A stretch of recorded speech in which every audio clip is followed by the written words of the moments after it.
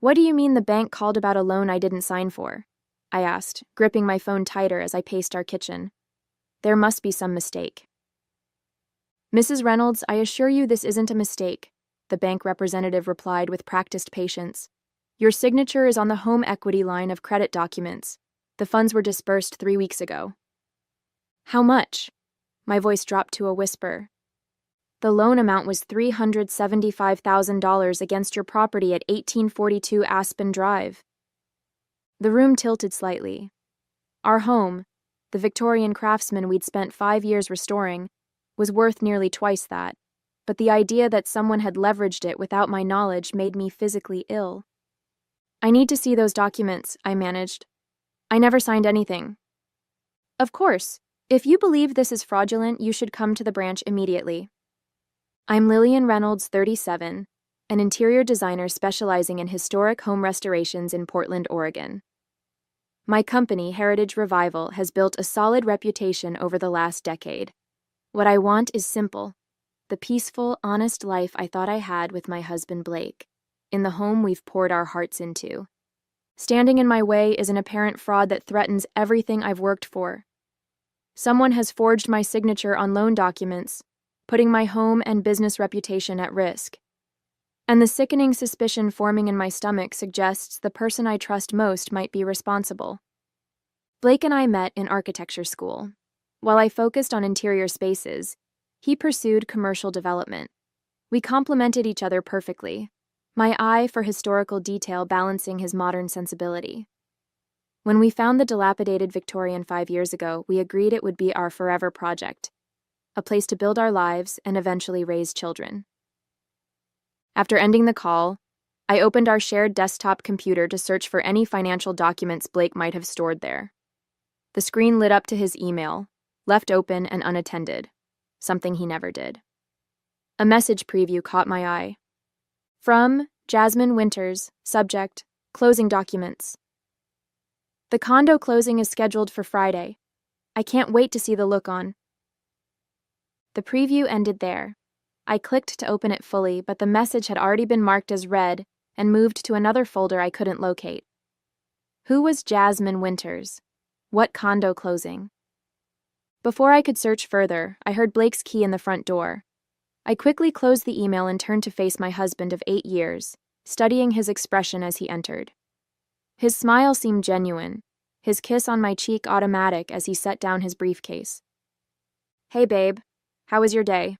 He asked, loosening his tie. Interesting, I replied carefully. The bank called. Something about a loan. For just a fraction of a second, his expression flickered, a micro-expression of alarm quickly masked by confusion. In that instant, I knew with devastating certainty, things were far worse than a simple mistake. Blake and I built our life methodically, like designing a perfectly balanced room. We met in graduate school, bonding over coffee-fueled design charrettes and shared admiration for Frank Lloyd Wright. When we married at 29, we had a 5-year plan: establish our careers, restore a historic home, start a family by 35. The careers flourished. My interior design business thrived by word of mouth from Portland's historic district homeowners, while Blake's commercial architecture firm landed increasingly prestigious projects. Finding our perfect fixer-upper took longer than expected, but when we discovered the neglected 1890s Victorian, we knew immediately it was meant to be ours. We pooled our savings for the down payment with an agreement. I would lead the interior restoration, Blake would handle structural and external renovations. Weekends disappeared into stripping woodwork, refinishing floors, rewiring ancient electrical systems. Each restored inch represented our shared future. The family part of our plan proved more elusive. After 2 years of trying naturally, we underwent fertility treatments. The physical toll fell on me. Daily hormone injections, invasive procedures, emotional devastation with each negative test. Blake was supportive, attending key appointments and comforting me through failures, though he seemed increasingly distracted by work pressures. Reynolds Architectural has a shot at the Westbrook development, he explained during one particularly busy month. It would put us on the map regionally. I supported his ambition. often handling house projects alone while he worked late. The pursuit of both our dreams required sacrifice, and I believed we were in it together. Looking back, I see warning signs I chose to ignore. The unexplained weekend site visits that left no mud on his boots, the sudden password protection on his phone, credit card statements he insisted on handling personally, the decreasing physical intimacy attributed to stress and timing. I've always been the practical one, Blake often reminded me when questioned about financial decisions. Trust me to handle this part. And I did trust him, completely. When my design studio faced pandemic-related cancellations last year, Blake covered our mortgage for 3 months, waving away my concerns about repayment. "What's mine is yours," he'd said. Despite these reassurances, subtle shifts occurred. He began questioning my business expenses, suggesting my studio renovation had been extravagant. He proposed we delay our planned kitchen remodel, citing market uncertainty. When my sister Jennifer faced divorce after her husband's infidelity, Blake seemed oddly defensive of the cheating husband. "People are complicated," he argued during one discussion. "Nobody knows what happens inside a marriage except the people in it." The comment lingered uncomfortably, but I dismissed it as philosophical difference rather than personal revelation. When my business rebounded stronger than ever this year, Blake seemed both proud and somehow resentful of my success. "You've really come into your own," he said during our anniversary dinner last month, studying me with an expression I couldn't quite interpret. "Sometimes I hardly recognize the woman I married." At the time, I took it as a compliment. Now, remembering the strange distance in his eyes, I wonder if it was actually a confession. "I have no idea what they're talking about," Blake said, maintaining eye contact as he poured himself a whiskey. "Probably a clerical error. I'll call them tomorrow." I nodded, watching him closely. In court testimony I'd once heard, liars often provide too much detail. Blake was giving me just enough. Concern without over-explanation. Either he was innocent or very practiced. "They mentioned a signature," I pressed. "My signature. That's impossible." He frowned, setting his glass down. "Unless, remember when we refinanced last year? Could it be related to that?" The refinance had been legitimate. Lower interest rate, no cash out. I'd signed those papers myself at the bank. This was completely different. They specifically said it was a new HELOC opened 3 weeks ago. Blake's phone chimed. He glanced at it, then quickly turned it face down on the counter. "Well, it's definitely a mistake. Don't worry about it tonight. We'll sort it tomorrow." That night, sleep evaded me. Blake's even breathing beside me felt like another deception. When his phone chimed again with a text alert around midnight, he immediately woke and took it to the bathroom. The sliver of light under the door remained for nearly 15 minutes. The next morning, I arrived at the bank the moment it opened. The loan officer, Ms. Kemp, seemed genuinely concerned as she retrieved the documents. "Here's the application and approval paperwork," she said, spreading several pages before me. "As you can see, both signatures are present." My husband's signature looked authentic. Mine was a reasonable approximation but clearly forged. Certain loop patterns were wrong. The slant was too severe. "This isn't my signature," I said firmly. "I never saw these documents." Ms. Kemp's expression grew troubled. "Mrs. Reynolds, I processed this application myself. Your husband brought in the signed paperwork. He said you couldn't come because of work commitments." "And you didn't verify?" "Call me? Video confirmation?" "He's been a customer for years," she replied defensively. "And we did call the number on file to confirm." "Which number?" She checked the application. The contact phone wasn't mine, but a number I didn't recognize. "I need to know where the money went," I said, my voice surprisingly steady despite the roiling in my stomach. Ms. Kemp hesitated. "I can't divulge that without—" "This is fraud involving my name and my property. Either you tell me or I call the police from this chair." She paled slightly, then turned to her computer. After several clicks, she said, The funds were wire transferred to Northwest Escrow Services on April 12th. An escrow company, property purchase. The condo closing from the email suddenly made sickening sense. As I left the bank, my phone buzzed with a text from an unknown number. Viewing the property today. It's perfect. Thanks for making this happen for us. J. A message clearly not meant for me. J for Jasmine? I nearly called Blake to confront him, but stopped myself. Confronting him now, with only partial information, would give him time to construct explanations, hide evidence, maybe move the money again. Instead, I typed, "New phone, who is this?" and waited. The response came quickly. "Very funny, Blake. It's Jasmine. Still meeting at the condo at 2?" I stared at my phone, the final piece clicking into place. There was no mistake, no misunderstanding. While I'd been designing our dream home, my husband had been designing his escape, with another woman, using our home equity to fund their love nest. My fingers hovered over the keyboard, trembling slightly. Part of me wanted to explode, to unleash years of accumulated trust in a volcanic text of rage and betrayal. But the designer in me, the planner, the visualizer, knew better. This required precision, not passion. I needed more information before deciding my next move. For now, I simply turned off my phone and drove to my studio, mind racing with implications and possibilities. One thing was certain: the life I thought I had was over. What came next would depend entirely on what I discovered in the coming hours. At my studio, I searched property records for recent transactions involving Northwest Escrow. Nothing under Blake's name appeared, but a pending sale to Jasmine Winters jumped out immediately.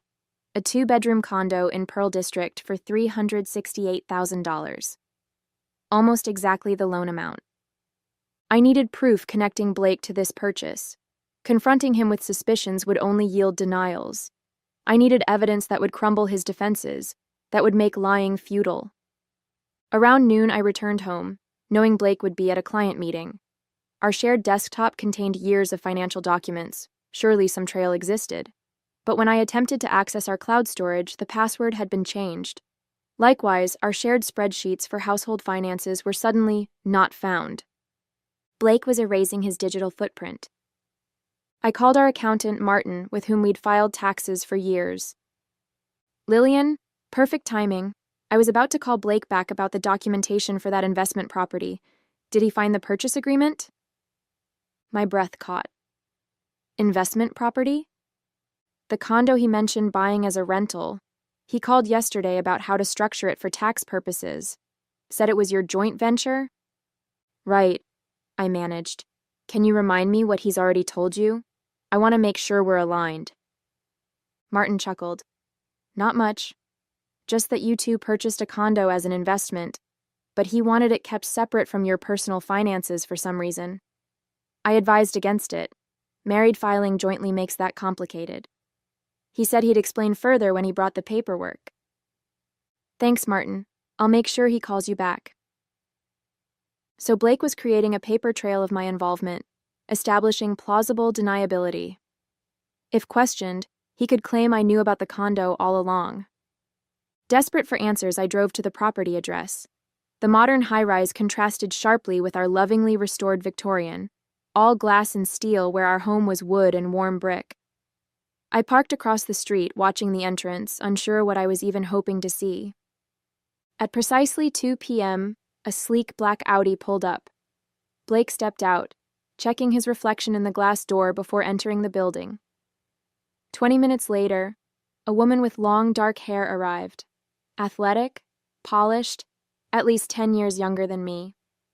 She moved with the confident stride of someone comfortable in the space, entering without buzzing. I felt physically ill. While I'd imagined confronting the mistress would bring clarity, witnessing her existence made everything worse. She was real. This was real.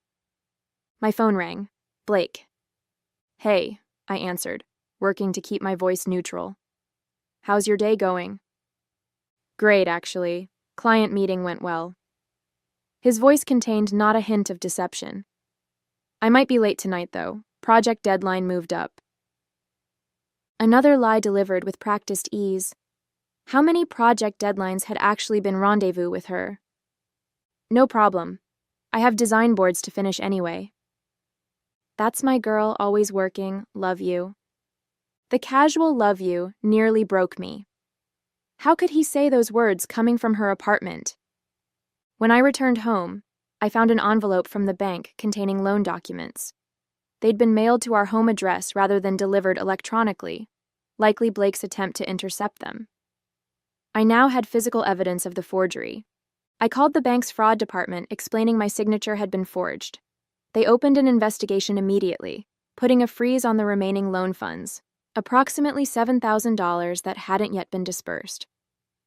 That evening, Blake texted that he'd be working late at the office. I replied with a simple, "Okay," then drove to his office building. The lights were off, the parking lot empty. His car was nowhere to be seen.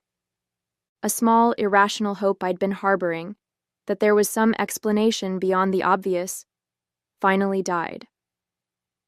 When he returned home near midnight, I pretended to be asleep. He showered before coming to bed, likely washing away the evidence of his afternoon. As he settled in beside me, his phone chimed with a text. He read it, chuckling softly to himself in the darkness. I lay motionless, mapping out my next steps with architectural precision. The bank investigation would take time. I needed more immediate action to protect myself. First thing tomorrow, I would consult a divorce attorney. But not just any attorney. I needed someone who specialized in financial fraud. The lawyer's office was understated. No pretentious mahogany or leather chairs, just clean lines and practical functionality. Diane Harper had come highly recommended for her expertise in divorce cases involving financial deception. Unfortunately, what you're describing is more common than you'd think, Diane said after I explained my situation. Spouses hiding assets, taking loans, even stealing identities. What are my options? I asked. First, we document everything. The forged signature gives us leverage. That's criminal fraud. But we need to move quickly to protect your assets and credit. She outlined a strategy. File for legal separation immediately to limit further financial damage, gather evidence of the affair and fraud, and prepare divorce proceedings.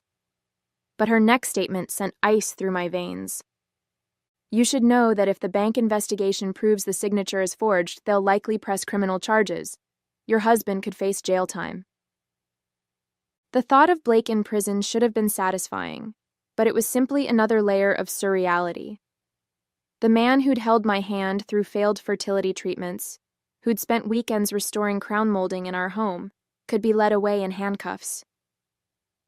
I don't necessarily want him in jail, I admitted. I just want to protect myself and get out of this marriage with my finances intact. I understand, but the fraud wasn't just against you. It was against the bank. That part may be out of your hands. I left with a folder of paperwork to complete and instructions to gather financial documents. As I reached my car, my phone buzzed with an email notification from our joint credit card. Your statement is ready to view. I opened it immediately. Among the usual expenses was a charge I didn't recognize, $4,300 at Cartier. The date coincided with my weekend workshop in Vancouver 2 weeks ago. He'd bought her jewelry, expensive jewelry, while I was out of town, using our joint credit card, which I helped pay. The casual arrogance of it struck me like a physical blow. When I arrived home, another shock awaited. Blake had sent a text. Surprise! Booked us a weekend at the mountain cabin. Leaving Friday. Need to reconnect. The mountain cabin, a rental we'd visited several times, had been the site of some of our happiest memories. His sudden desire to reconnect made no sense alongside his ongoing affair and financial deception. Unless he suspected I knew something. This could be damage control, an attempt to placate me while he covered his tracks. I typed a non-committal response. Sounds nice. Let me check my schedule. That evening, Blake arrived home with takeout from my favorite Thai restaurant and a bouquet of lilies. His attentiveness felt calculated, each smile a performance. I've been thinking, he said as we ate. We've both been so busy lately. The cabin will be good for us. I nodded, watching him closely. What prompted this suddenly? Just realized I've been neglecting what matters most. He reached for my hand. You, us. The performance was flawless. Concerned husband reconnecting with his wife. Had I not seen him at the condo with Jasmine, had I not discovered the loan and credit card charges, I might have believed him. As he washed dishes, his phone buzzed on the counter. The notification preview appeared briefly. Miss you already. Friday feels so far. Blake quickly grabbed the phone, typing a response before tucking it in his pocket. His expression never changed, not even a flicker of guilt. That night I couldn't sleep. Blake's sudden attentiveness, the cabin getaway, the mountain of evidence. It was all connected somehow. Was the cabin trip genuine remorse, or was something more sinister at play? I slipped out of bed and checked his phone while he slept. It was now password protected, but his laptop wasn't. What I found in his search history chilled me. Life insurance payout spouse accident, hiking accidents Oregon, undetectable poisons. With sickening clarity, I understood. The cabin wasn't a reconciliation. It was a remote location where an accident could happen. Blake wasn't trying to save our marriage. He was plotting my death. My hands trembled as I documented his search history with my phone's camera. This wasn't just adultery and fraud anymore. It was potentially attempted murder. I closed his laptop, careful to leave it exactly as I'd found it, and returned to bed, lying rigid beside the stranger who was my husband. Dawn found me still awake, my mind racing through options. I called Diane the moment her office opened. I need to meet today. It's urgent. 2 hours later, she reviewed my evidence with a grim expression. The searches alone aren't conclusive, but combined with everything else, we need to involve the police. By afternoon, I'd filed a police report and obtained an emergency restraining order. Detective Wilson, a veteran officer specializing in domestic cases, took my statement with professional detachment. We'll investigate the searches and monitor his activity, she assured me. In the meantime, you shouldn't return home. Is there somewhere safe you can stay? My sister Jennifer offered her guest room without hesitation. That bastard, she muttered when I explained the situation. I always thought Blake was too perfect. With the restraining order in place and police notified, I felt marginally safer. But a new problem emerged. I needed access to our home to retrieve important documents and possessions, yet couldn't risk encountering Blake. I'll go with you, Jennifer volunteered. We'll wait until he's at work. The plan seemed solid until Blake texted, "Working from home today, missing you, still thinking about our weekend getaway." He knew I'd discovered something. His home presence was strategic, preventing me from retrieving anything without confrontation. I needed a distraction to get him out of the house. After consideration, I texted, "Can we meet for lunch? Need to talk." Suggesting a restaurant 40 minutes away would give Jennifer and me enough time to enter the house, grab essentials, and leave before he could return. "Sure," he responded immediately. "Noon at Riverside Grill?" Perfect. As expected, Blake left promptly at 11:20. Jennifer and I waited until his car disappeared before approaching our home. Using my key, we entered quickly, heading straight for the important documents in my office. "Hurry," Jennifer urged, keeping watch by the window. "Get what you need and let's go." I gathered my passport, birth certificate, business documents, and irreplaceable family photos. In our bedroom, I retrieved the jewelry my grandmother had left me. Everything else could be replaced. As I passed Blake's office, a notification sound emanated from his desktop computer. Without thinking, I glanced at the screen and froze. A text message preview had appeared from Jasmine. "Excited about our trip. She'll never figure it out, right?" The cabin trip wasn't intended for me at all. It was for them. The searches about accidents and poison must have been for some other purpose, perhaps another aspect of his plan I hadn't yet uncovered. "Lillian, we need to go!" Jennifer called urgently. His car just turned onto the street. Panic surged. Blake had never intended to meet me for lunch. He'd seen through my ruse and circled back immediately. He's coming back, I hissed, rushing toward the front door. Too late. He's pulling into the driveway. We were trapped. If Blake discovered me taking documents, who knew how he might react? The restraining order wouldn't help if he decided to escalate to violence immediately. The back door, I decided, leading Jennifer through the kitchen, but as we reached it, the door handle turned. Someone was entering from the rear of the house. Jennifer's eyes widened in alarm. I thought you said he lives alone? He does, I whispered. The back door opened to reveal a woman, Jasmine, carrying grocery bags as if she belonged there. She froze upon seeing us, shock evident on her face. Who are you? She demanded. What are you doing in our house? Our house. The casual possessiveness in her voice ignited something in me. This was my house. The one I'd restored room by room, the one with my name on the deed, the one they'd leveraged for their affair. Before I could respond, the front door opened. Blake called out, Babe? You here already? I grabbed champagne for... He rounded the corner and stopped abruptly, faced with an impossible tableau. His wife, his sister-in-law, and his mistress, all standing in the kitchen he'd promised to remodel for me years ago. For a long moment, nobody spoke. Then my phone buzzed with an incoming text. From Blake's number. She'll never figure it out. A message clearly meant for Jasmine, sent to me by mistake. The text notification illuminated my phone screen for all to see. My sister glanced at it, then at me, her expression shifting from fear to indignation.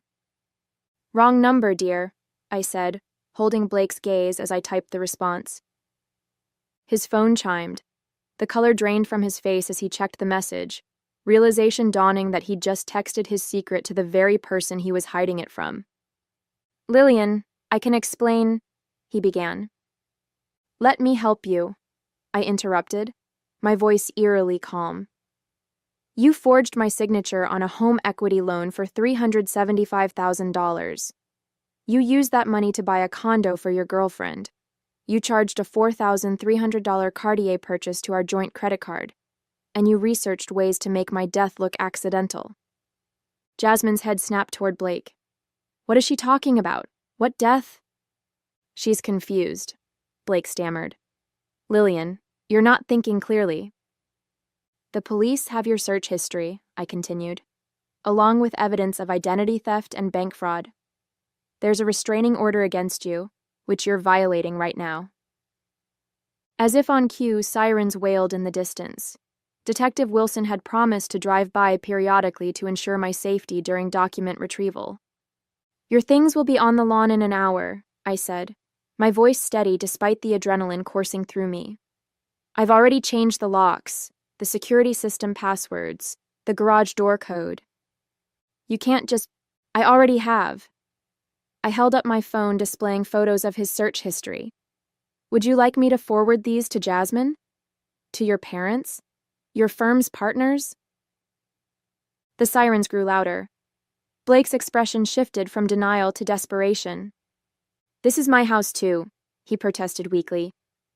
Actually, it's not. Not anymore. I handed him a document from my folder, the preliminary filing for divorce on grounds of fraud and adultery. You'll be served officially tomorrow, but consider this a preview. Jennifer opened the front door as a police cruiser pulled up. Detective Wilson stepped out, hand resting casually on her holstered weapon. Everything okay, Mrs. Reynolds? She called. Mr. Reynolds was just leaving, I replied. Permanently. True to my word, Blake's belongings appeared on our front lawn precisely 1 hour later. Jennifer and I worked methodically, emptying his closet, boxing his precious architecture books, stacking his expensive electronics in neat piles. Neighbors watched from windows and porches, curiosity overcoming discretion. Jasmine had fled immediately after the police arrived. Blake, after a tense conversation with Detective Wilson, had departed with a warning: violate the restraining order again, and he'd be arrested. He returned as we finished, standing impotently beside his BMW as strangers examined his life's possessions spread across the yard. "You've made your point," he called. "Can we please talk about this like adults?" I didn't respond, instead tossing his monogrammed robe onto the growing pile. "This isn't fair," he tried again. "That loan was for us, for our future." "Our future?" I finally turned to face him. "Which part?